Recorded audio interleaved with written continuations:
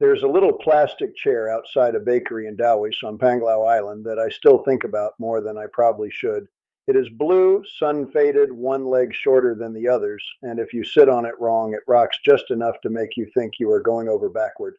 Most mornings by about 7, I was sitting there with a paper cup of coffee that was too sweet, listening to motorbikes buzz past, and somebody sweeping dust off the concrete like it was the most important job in the world. And I remember thinking, this was not supposed to happen. I was supposed to be in Thailand. I had spreadsheets for Thailand. I had neighborhoods picked out. I had watched so many videos about Chiang Mai that I could recognize streets I had never walked down. I knew what I thought my rent would be. I knew where I would buy groceries. I knew which hospitals other retirees recommended. I even had a folder on my laptop called Thailand Final Plan. Then I spent 1 month in Bohol, 1 month. And when that month was over, I canceled the plan I had been building for almost 2 years. My name is Robert Keller. I am 68 years old, originally from Grand Rapids, Michigan, and I spent most of my working life in commercial heating and air conditioning. I was the guy crawling through mechanical rooms while everybody else complained the office was too cold. 37 years of boilers, compressors, rooftop units, frozen pipes, emergency calls, and supervisors telling me a replacement part would be there Tuesday when both of us knew it would be Friday. I made a decent living, not rich, never rich, but decent. My wife Linda died 4 years before I retired. Cancer, fast at the end, slow before that. That sentence still feels strange because it makes something enormous sound so tidy. She was 59 when we got the diagnosis, 61 when she died. We had been married 34 years. We had 2 daughters, both grown, both with families of their own. I thought retirement was going to be something Linda and I figured out together, maybe Arizona for the winters, maybe a little place near Lake Michigan, maybe one of those ridiculous RVs people buy and then spend half their retirement repairing. Instead, I retired alone, and I did not handle it very well. For the first 6 months, I kept waking up at 5:15 in the morning, even though there was nowhere to go. I would make coffee, turn on the kitchen light, and stand there waiting for a day that had no instructions. That was the hardest part, no instructions. When you work for almost 40 years, your life is full of things that tell you what happens next. The alarm goes off, you put on your boots, you check the schedule. Somebody needs something fixed. You come home, you eat, you sleep, you do it again. Then one Friday, they shake your hand, give you a plaque, and suddenly nobody needs you Monday morning. I know. Plenty of people dream about that. I had dreamed about it too. But the dream had Linda in it. Without her, retirement did not feel like freedom. It felt like being left in a building after everybody else had gone home. Financially, I was not in disaster territory, but I was nervous. Between Social Security, a small pension, and my savings, I could live in Michigan. I just could not live there without thinking about money all the time. Property taxes kept climbing, home insurance went up, the furnace needed replacing, which was almost funny considering what I had done for a living. Groceries cost more every time I walked into the store. Then my dentist gave me an estimate for work that came to nearly $9,000. $9,000. I sat in my truck in the parking lot afterward and laughed, not because it was funny, because sometimes your brain does not know what else to do. I started looking at cheaper places in the United States, Tennessee, Arkansas, parts of Arizona, then Mexico, Portugal, Costa Rica, Malaysia. I tried everything before I let myself seriously consider Asia. That matters to me because people here retired overseas and imagine some guy having a midlife crisis 20 years late. Like I saw a beach photo on Tuesday and sold my house Thursday. No, I researched until I was sick of researching. Thailand kept coming out on top. The cost of living looked manageable. The food looked incredible. There was a huge expat community. Medical care in the major cities had a strong reputation. There were endless videos from retired Americans saying they lived comfortably on less than I was spending just to stay in my old house. So Thailand became the plan, specifically Chiang Mai. I joined Facebook groups. I read expat forums at midnight. I watched apartment tours, hospital walkthroughs, grocery budget videos, and visa explanations. What reassured me was seeing regular retirees doing it: teachers, mechanics, former military guys, widowers, couples in their 60s, people who looked like people I knew. I sold my house. I gave most of my tools to a younger guy from work. I put family photos and Linda's jewelry in storage with my oldest daughter. I kept one suitcase, one carry-on, and a hard little knot in my stomach that did not go away for weeks. My plan was simple: fly to Southeast Asia, spend some time getting used to the region, visit the Philippines for a month because an old coworker, Dennis, had been telling me for years that I was overlooking it, then continue to Thailand and settle there. Bohol was supposed to be a detour. That is all, a detour. Dennis had lived near Tagbilaran for 3 years. He was the kind of guy who could make a gas station sandwich sound like a religious experience, so I did not take his enthusiasm too seriously. Every time we talked, he said the same thing: Bob, just come see it before you decide. Finally, I did. I landed in Bohol expecting to confirm that Thailand was still the smarter choice. The first thing I noticed was the heat, not tropical paradise heat. I mean, walk outside and your shirt immediately understands the situation heat. The air felt heavy. My glasses fogged for a second. There were tricycles moving in every direction, dogs sleeping in places I thought vehicles might need to use, signs in English mixed with words I did not understand, and this smell of grilled meat, gasoline, salt air, and something sweet I could never quite identify. Dennis picked me up. He looked older than I remembered and happier than I expected. That bothered me a little. I had secretly assumed he was exaggerating how much he liked his life there. Seeing him in person ruined that theory. For my first month, I rented a furnished apartment in Dauis for 22,000 pesos, which was about $390 at the time. $390. Back in Michigan, my property taxes alone averaged out to more than that per month. The apartment was not luxurious. The shower pressure had opinions. The air conditioner sounded like a lawnmower starting up. There was a gecko that appeared behind the refrigerator every night around 9, like he had signed a lease. But I had a clean bedroom, a small kitchen, a balcony, decent internet, and enough space for one person. More importantly, I stopped feeling like my money was leaking out of the walls. The first week, I treated Bohol like a tourist. I went to the Chocolate Hills. I saw the Tarsiers. I went over toward Alona Beach and decided within 20 minutes that I was too old to enjoy being asked every 6 feet whether I needed a tour, a ride, or something cold to drink. Beautiful place. Not where I wanted to live. Then the tourist part wore off, and that is when Bohol got me. There was a little bakery about 10 minutes from my apartment. Nothing fancy. Bread in clear plastic bags, sweet rolls in a glass case, coffee, a few plastic tables and chairs. The woman behind the counter was named Maritis. On my third morning, she remembered that I took coffee without cream.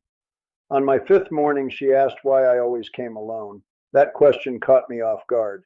In America, nobody asks you that unless they are trying to make conversation they do not actually want to have. Here, she just asked, so I told her, my wife died. I expected the usual response. The face changes, the voice lowers. Somebody says they are sorry. Then everybody tries to get away from the sadness as quickly as possible. Marites nodded and said, you must miss having someone beside you in the morning. That was it. I nearly cried into a cup of coffee that cost less than $1. Nobody had put it that way before, not even my daughters. You must miss having someone beside you in the morning. That was exactly it. I missed the ordinary witness to my life, not the vacations, not the anniversaries, not the big moments people talk about after someone dies. I missed somebody being there when nothing was happening. After that, I kept going back. A retired school teacher named Ramon started talking to me most mornings. His English was better than mine some days. He liked American basketball and had strong opinions about teams he had never seen play in person. Another man named Joel repaired motorcycles nearby and would come in covered in grease, order bread, and complain about his knees. Within 2 weeks, they were waving me over before I even ordered. Now, I want to be careful here. I am not saying everybody in the Philippines becomes your family because you bought 3 cups of coffee. There are lonely people, rude people, misunderstandings, bureaucracy, and days when the heat makes you question your judgment. I had all of that. One afternoon, I spent almost 3 hours trying to accomplish something with a phone sim that I had expected to take 10 minutes. I got frustrated, very frustrated. Then I got frustrated with myself for being frustrated. That was probably the first moment I realized something was changing. Back home, I had gotten used to believing efficiency was the same thing as quality of life. If something was fast, predictable, organized, and convenient, I counted that as good. Bohol kept showing me a different measurement, not better in every way, different. People had time, or maybe they made time. Dennis and I would stop somewhere for lunch, and what I thought was going to be 30 minutes became 2 hours because somebody knew somebody who joined the table. A neighbor once knocked on my door with a plate of food because his family had cooked too much. I told him I had already eaten. He looked at me like I had misunderstood the purpose of food. Then eat it later. So I did. A week later, I bought too many mangoes at a roadside stand and gave some to him. That sounds small. It was small. That is why it mattered. My life back in Michigan had become organized around not bothering anyone. Do not ask your daughters for too much. Do not call friends too often. Do not admit the house feels empty. Do not become the old widower everyone feels responsible for checking on. I had become very good at being independent, maybe too good. In Bohol, independence did not disappear. I still had my own apartment. I still handled my own money. I still made my own decisions, but there were little points of contact all day long. Good morning, Bob. Where are you going? Did you eat? Hot today. Come sit. You hear those phrases enough and something in you starts unclenching. By the third week, Thailand was still sitting in my laptop like an unfinished argument. I opened the folder one night, Thailand Final Plan. There it was, budgets, apartment screenshots, hospital notes, visa links, maps, grocery estimates, 2 years of work. I stared at it for maybe 15 minutes. Then I realized I had not opened any of those files since arriving in Bohol, not once. That scared me because I trust plans. Plans kept food on our table. Plans got 2 daughters through college. Plans helped Linda and me survive medical appointments we did not think we could survive. A plan meant I was being responsible. And now this island I had barely researched was making me question the plan. So I did what any sensible 68-year-old man would do. I made another spreadsheet, Bohol versus Thailand, rent, food, healthcare access, flights home, visa situation, internet, transportation, weather, community. And that last category caused me trouble, community. How do you put a number next to that? How much is it worth when the lady at the bakery notices you missed a morning? How much is it worth when somebody sends you a message because a storm is coming and they want to know whether you have enough water? How much is it worth to walk into a place and have someone slide out a chair before you ask? I could compare apartment prices. I could not compare being expected. That was the word. Expected. For the first time since Linda died, there were places where people noticed whether I showed up. One morning near the end of my month, it was raining hard. Not Michigan rain. This was water coming down like somebody had tipped the sky over. I almost stayed home. Then I thought about the bakery. I put on a rain jacket that proved almost immediately it was decorative, not functional, and walked over. When I got there, Ramon was sitting at the table with Joel. Marites looked up and said, "We thought you would not come."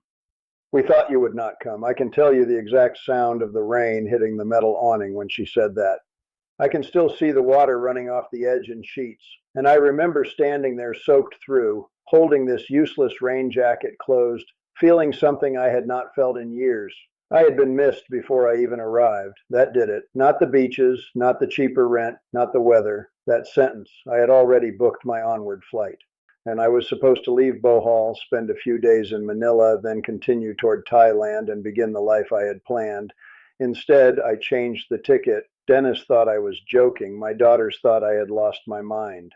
My oldest asked me, "Dad, are you sure you are not just having a good vacation?" Fair question. So I did not make some dramatic permanent declaration. I gave myself 6 more months. That was my compromise. 6 months in Bohol, live normally, pay bills, deal with bad weather and bureaucracy. see whether ordinary life still felt right after the novelty burned off.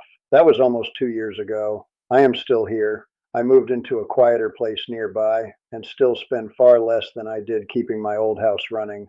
I bought a used scooter after swearing I never would. I ride slowly. Teenagers pass me constantly. I have accepted the humiliation. I have also learned that retiring abroad does not fix you. That is important. If you are angry at home, you can be angry here. If you are reckless with money at home, you can be reckless here. If you are lonely because you refuse to let anybody know you, changing countries will not magically solve that. I still miss Linda. Some mornings I miss her so sharply it surprises me. There are moments when I see something beautiful and my first thought is still that I need to tell her. Then I remember that part does not go away because palm trees are outside the window. What changed is that grief is no longer the only thing in the room. There is other life around it now. Noise, people, plans I did not make 6 months in advance. A neighbor asking for help with a broken fan because apparently 37 years in HVAC follows you across oceans. Ramon arguing with me about basketball. Murray Tees telling me I am drinking too much coffee. My daughters calling on video and saying I look better. That one surprised me. The first time my youngest said it, I asked what she meant. She said, "You look like you have somewhere to be." I think about that a lot. You look like you have somewhere to be. Before I came here, I thought retirement was mostly a financial equation. How much do I have? How much do I spend? How long will it last? Those questions matter. They matter a lot. Anyone who tells you otherwise is selling something. But I had forgotten another question. What is the money for? For me, it was not just about making my savings stretch longer. It was about building days I actually wanted to wake up for. Thailand may have given me that too. I will never know. This is not about Thailand being wrong and the Philippines being right. It is about the danger of confusing research with certainty. I had researched Thailand for 2 years. I had lived Bohol for 30 days. And those 30 days told me something the spreadsheets could not. They told me how I felt when I woke up. They told me whether I wanted to leave the apartment. They told me whether I was talking to people. They told me whether I was counting the hours until bedtime. They told me whether I felt like a man waiting for life to end or a man still inside it.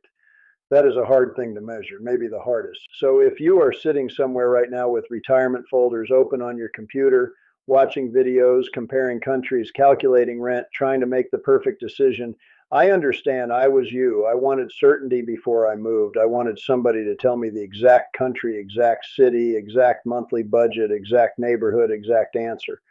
But there is no spreadsheet for the moment a place starts feeling like yours. Sometimes you have to stand in it, you have to sweat in it, get annoyed in it, buy groceries there, wake up on a boring Tuesday there, sit in a crooked plastic chair with coffee that is too sweet and see whether anybody notices when you do not show up. That chair is still outside the bakery, same faded blue, same short leg. I sit in it most mornings, and every now and then, when a motorbike goes past and the air already feels warm before 7, I think about that folder on my laptop, Thailand Final Plan. I never deleted it. Maybe I keep it there to remind myself that a good plan can still be the wrong life. Or maybe I keep it because part of me still finds the whole thing hard to believe. I crossed an ocean thinking I knew exactly where I was going. Then I stopped in Bohol for 1 month. And somehow, for the first time since Linda died, I found somewhere I wanted to stay.